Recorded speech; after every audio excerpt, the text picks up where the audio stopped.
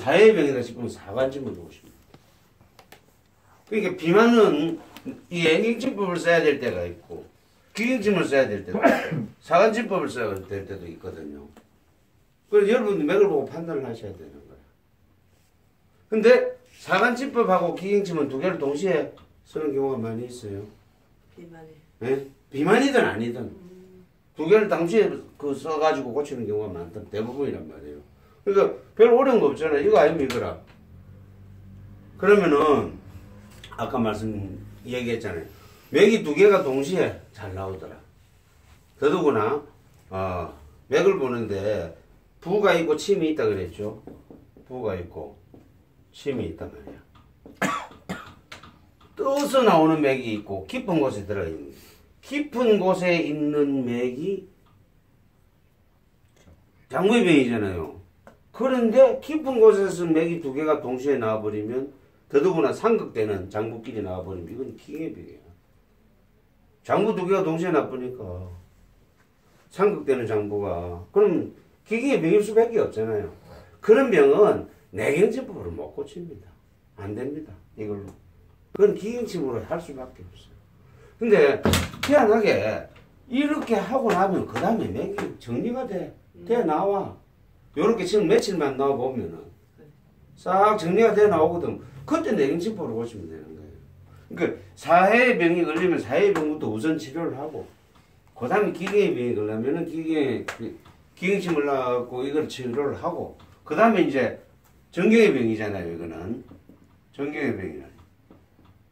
정경의 병이 오면은 이 내경침법으로 고치고.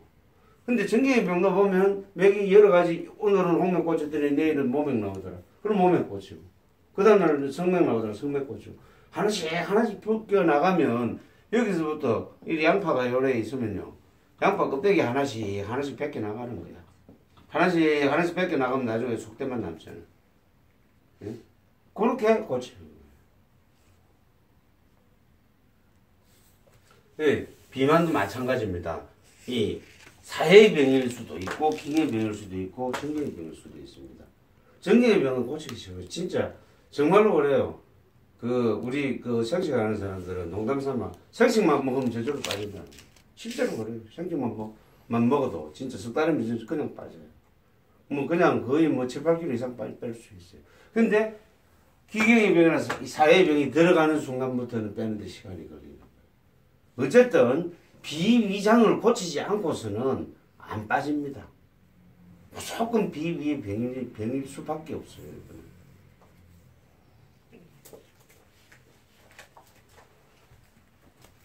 우리 다른 사람은 살 좀 쪄도 별 지장이 없는데 우리 아가씨는 살을 좀 빼야 안 되겠나? 응? 일단 비위장의 병부터 먼저 고쳐야 되는데 아가씨는 항상 성맥이 끼어서 나오니까 동시에 성맥도 조금 조정해가면서 비위장부터 고쳐야 돼. 그 다음에 홍맥의 종부가 크면은 일반적으로 피기가 많이 살집니다. 대개 보면요, 요렇게 생각하시면 돼요. 머리가 큰 사람들은 되게 체질이 양체질이라 이 인형맥이 커야 됩니다. 큰 게 정상이에요. 근데 머리는 작고 몸이 큰 사람들이 있잖아요. 이런 사람들은 음체질이라 총구맥이 커. 양체질인 사람은 인형맥이 커. 약간 큰 게 맞아요. 그러니까 인형맥과 총구맥이 같은 게 제일 좋지만 자기 체질에 맞춰서 어느 정도는 차이가 좀 나야 됩니다. 머리통은 이만하고 몸은 쪼매난 사람이 총구맥이 크면 그건 잘못된 거예요. 당연히 피가 머리로 많이 가기 때문에 이 맥이 클 수밖에 없는 거예요.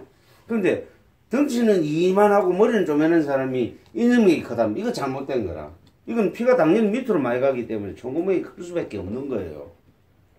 그래서 여러분들이 어떻게 유추를 할 수도 있어.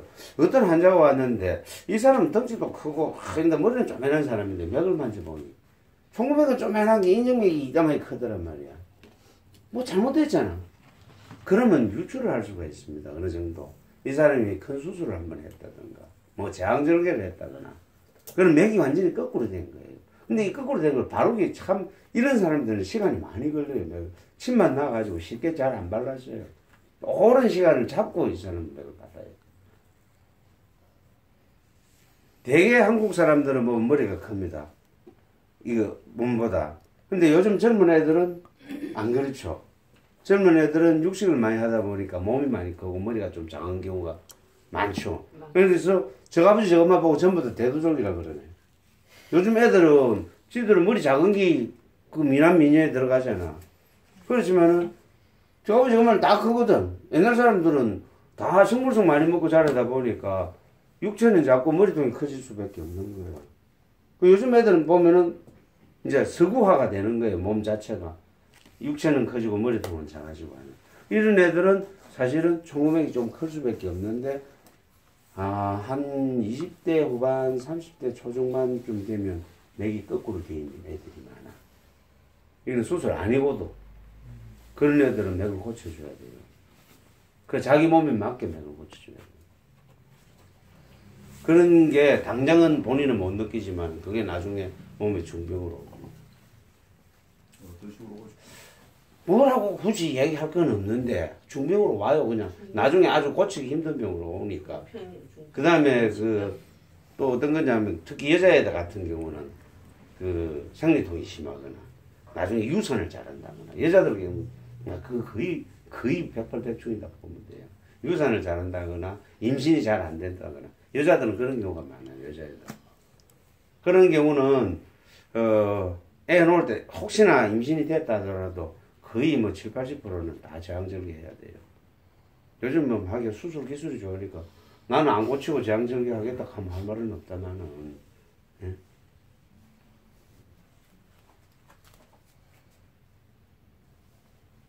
그 다음 넘어갈게요. 홍맥에 인형이 크면 비계가 말라 바짝 마른다. 홍맥인데 자, 아까 제가 말씀드렸습니다. 자기 홍맥에 인형이 이게 크면 사실 마르는 게 맞아요. 근데 살이 찐 게 잘못된 거예요. 이게 크면 마르는 게 맞잖아요. 밑으로는 그 피가 들어가고 위로 가니까. 그러니까 이런 경우는 바짝 마르는 경우도 있습니다. 어떤 사람들은 보면 먹기는 그렇게 먹는데도 바짝 마르는 사람들이 있어요. 그런 사람들은 이것도 비위의 문제입니다. 그래서 이 사람 살찌고 싶다는 사람들 많죠. 정말 살찌고 싶다는 사람들이 있어요. 사실은 저도 젊을 때 그랬어요. 살찌고 싶었어요. 25, 28까지 53kg 나갔어요. 그럼 지금은 나이가 들어서 키가 한 3, 4cm 줄었지만은 그 당시는 그래도 60대 중반선은 됐는데 이 키에 53kg 나갔으니까 이제 정말 살찌고 싶어서 진짜 환장하겠더라니까. 그것도 병이었어. 그때도 소화가 안 돼가고 고생했는데 그 이후에도 소화가 안 돼서 고생을 했어. 살이 찌고 나서 6개월 사이에 20kg가 찌기 시작을 하는데 이미 병이 된 거지. 나는 살쪄서 좋다고 그랬는데 오히려 또 다른 병이 된 거지.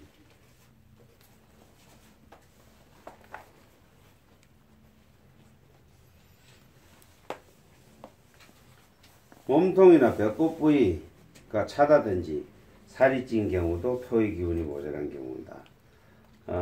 요 배꼽 부위가 차다든지 요만 볼록하게 나온 사람들 다 비위의 문제다 생각하시면 됩니다. 어쨌든 비만증에는 그 침자리 중에 공손이라는 자리는 반드시 빼지 않고 놔야 됩니다. 아주 강자극을 주는 게 좋습니다. 입 또는 입술과 관련된 증상. 지난 시간에 이야기했죠. 입 전체의 병, 입술이 마르고 턱이나 물집이 생깁니다. 요 있죠. 지금 요 버릇했죠? 예? 이거 홍백이에요. 좀 덜 먹으라는 얘기예요. 음식을 저는 위가 좀 쉬고 싶다라는 뜻입니다. 자, 그 다음에요. 입이 한쪽으로 돌아간다. 말할 때 약간 돌아가는 것도 위장의 기본 구조입니다. 이랬는데 구안화사, 저 오늘 구안화사하고 그 당뇨에 대해서 설명을 하겠습니다. 아마 그거 하면 오늘 강의는 끝날 겁니다.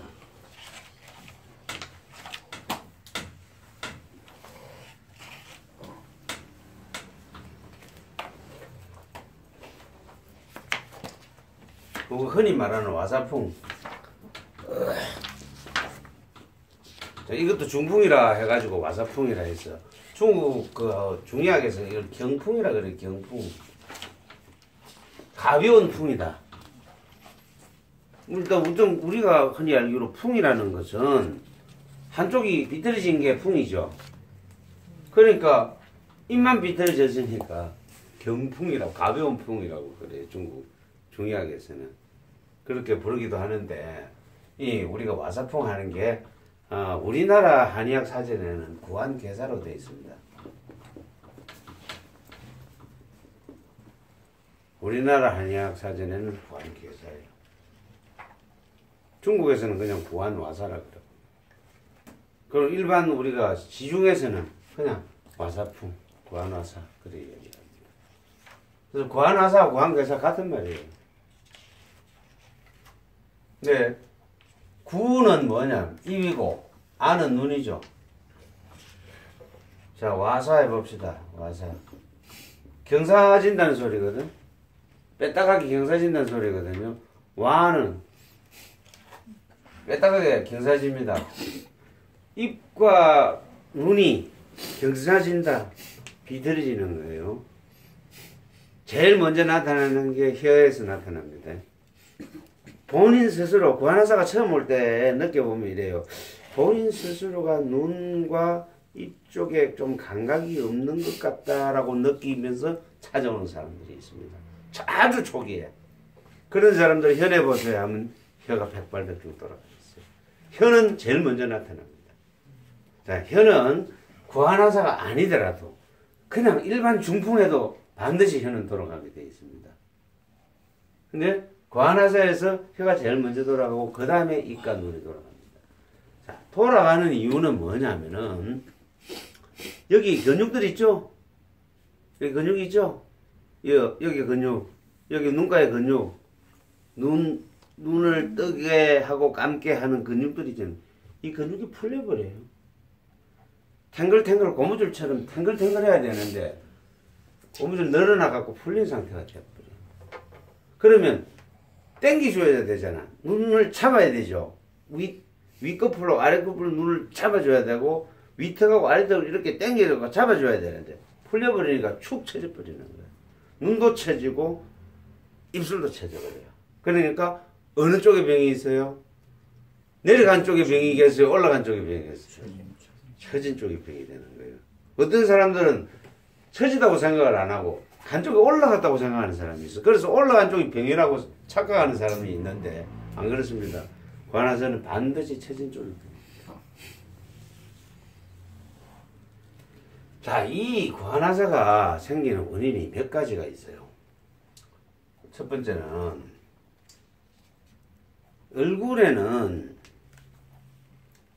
위장 대장경락이 많이 지나갑니다. 위장과 대장경락이. 얼굴에는 거의가 위장 대장경락이라고 보시면 돼요. 그럼 우리가 여기 근육이 처져 있는 것도 결국은 위장과 대장경락에 지나가는 근육이 처진 거거든. 그래서 비위의 문제, 위장의 문제가 가장 큽니다. 위장의 문제가 가장 커요. 대장의 문제가 있을 수도 있어요. 대장경락도 지나가니까. 요거는 우리가 경락상의 얘기를 합니다. 이제 서양학상으로 얘기를 합시다. 서양학상으로는 구안괴사, 구안화사 이래요. 그냥 구안화사 합니다. 서양학에도. 뭐라고 구안화사를 하냐면, 요건 뭐냐면은, 안면신경마비라고 이름이 되어 있습니다. 안면신경마비. 서양학으로서는 안면신경마비. 여기에 있는 신경이 작용을 못해가지고 이 근육이 축 힘이 빠져버려요. 그래서 안면신경마비라고 하는데, 이 안면신경마비에는 첫째 말초성 신경마비가 있고요. 두 번째 중추성 신경마비가 있습니다. 그런데 서양학에서는 구안화사는 이 구분 안 합니다. 구분 안 해요. 구안화사는 서양학에서는 못 고친다고 보면 됩니다. 이거 치료하는 방법이 없다고 보시면 돼요. 서양학에. 그래서 구안화사만 왔다 하면 무조건 침 맞으러 가지 사람들이. 일반 병원에 안 갑니다. 또 일반 병원에 가도 그 신경외과 가거든요. 뭐 어떻게 고치냐? 일반 병원에 가도 침 놔줍니다. 신경외과 가면 침 놔준다니까 구안화사에. 딴 거 없어요. 침 놔주거나 약물을 갖다가 이 근처에 투여해 주는 거 외에는 없습니다. 똑같은 거 침밖에 없는 거예요. 그 신경외과 의사들도 알아요. 근데 말초성은 뭘 우리 이제 신경에 말초신경이 있고 중추신경이 있잖아요. 신경에 두 종류가 있습니다. 중추신경, 말초신경 이 두 종류가 있는데 말초신경은 뭐냐면 중추신경을 제외하고는 전부 말초신경입니다. 중추신경을 제외하고. 그럼 중추신경은 뭐가 있냐면 뇌신경하고 척수신경하고 두 종류밖에 없거든요. 머릿속에 있는 골, 우리 흔히 말하는 골이 뇌신경입니다. 큰 골도 있고 작은 골도 있고 숨골도 있고 그렇잖아요. 그건 뇌신경이에요. 그러면 척수신경은 뭐냐? 우리 등뼈 척추 속으로 들어가는 신경. 그게 척수신경이에요. 척추신경 해도 되고 척수신경 해도 됩니다. 이 두 개는 중추신경입니다. 그거는 뇌하고 똑같은 역할을 한다고 보시면 돼. 이 우리 등뼈 속에 들어가 있는 신경도. 우리 그 돼지 감자탕 먹다 보면 신경 쭉 나오고 고음국 팍 끓이다 보면 안에서 줄 같은 거 쭉 나오죠. 그것이 다 신경이에요. 고음국 그